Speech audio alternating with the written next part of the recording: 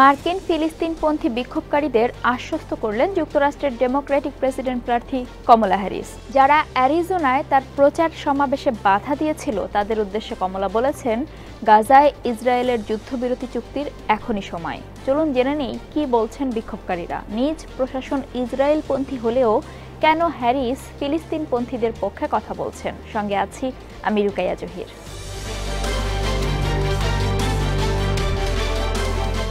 Harris যখন অ্যারিজোনায় গ্লেনডেল শহরে আনুমানিক 15,000 লোকের সামনে বক্তব্য রাখছিলেন, তখন বিক্ষোভকারীরা চিৎকার করে ফ্রি ফ্রি প্যালেস্টাইন স্লোগান দিচ্ছিলেন। যেসব রাজ্যে রিপাবলিকান প্রতিদ্বন্দ্বী ডোনাল্ড ট্রাম্পকে হারিয়ে কমলার জয়ের সম্ভাবনা, অ্যারিজোনা তার মধ্যে অন্যতম। 9 আগস্ট হ্যারিস তার বক্তৃতা থামিয়ে বিক্ষোভকারীদের সরাসরি সম্বোধন করে বলেছিলেন, আমি পরিষ্কার বলেছি, এখন যুদ্ধবিরতি চুক্তি করার এবং জিম্মি চুক্তি করার সময় এসেছে। বিক্ষোভকারীদের হ্যারিস বলেন, প্রেসিডেন্ট এবং আমি যুদ্ধবিরতি চুক্তি সম্পন্ন করতে এবং জিম্মিদের বাড়িতে ফিরিয়ে আনার জন্য প্রতিদিন 24 ঘন্টা কাজ করছি। আমি আপনাদের বক্তব্যকে সম্মান করি, কিন্তু আমরা এখন 2024 সালের নির্বাচনী রেস সম্পর্কে কথা বলতে এসেছি।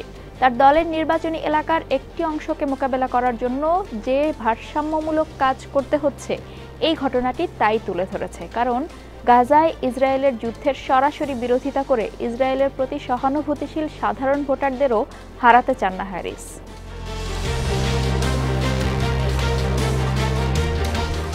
এর আগে 7 জুলাই মিশিগানে একটি সমাবেশে হ্যারিসকে হেনস্থা করা হয়েছিল। তখন ফিলিস্তিনপন্থী বিক্ষোভকারীরা বারবার তার বক্তৃতায় বাধা দিয়ে স্লোগান দিচ্ছিল, কমলা কমলা, আপনি লুকাতে পারবেন না, আমরা গণহত্যার পক্ষে ভোট দেব না। জবাবে হ্যারিস বলেন, আপনারা যদি ডোনাল্ড ট্রাম্পকে জিতিয়ে দিতে চান তাহলে তাই করুন, নইলে আমাকে বলতে দিন। সেই মিশিগান ইভেন্টের একটি ভিডিও ক্লিপ ভাইরাল হওয়ার পর কিছু সমালোচক বলেছিলেন, হ্যারিস যুদ্ধবিরতির প্রশ্নটি সমাধান করতে ব্যর্থ হয়েছেন এবং উপস্থিত তরুণ বিক্ষোভকারীদের প্রত্যাখ্যান করেছেন।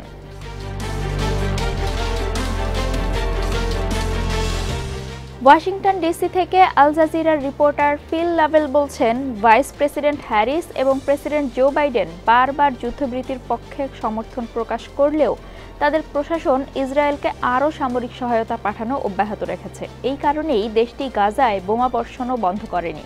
ভাইস প্রেসিডেন্ট হিসেবে তার ভূমিকায় কমলা বাইডেন প্রশাসনকে সমর্থন করেন, তবে তার দলও নিশ্চিত এই বিষয়ে একমত যে কমলাই যুদ্ধবিরতির প্রক্রিয়া সফল করতে পারেন।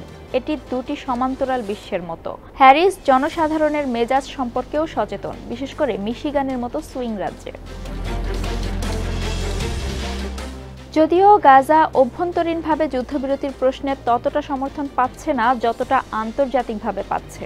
হ্যারিস জানেন যে মিশিগানের মতো রাজ্যে, যেখানে বিশাল আরব আমেরিকান জনসংখ্যা রয়েছে, যুদ্ধবিরতি না হলে সেখানে সত্যিকারের জয় পাওয়া সম্ভব নয় এবং তিনি এটি মোকাবেলা করতেও আগ্রহী।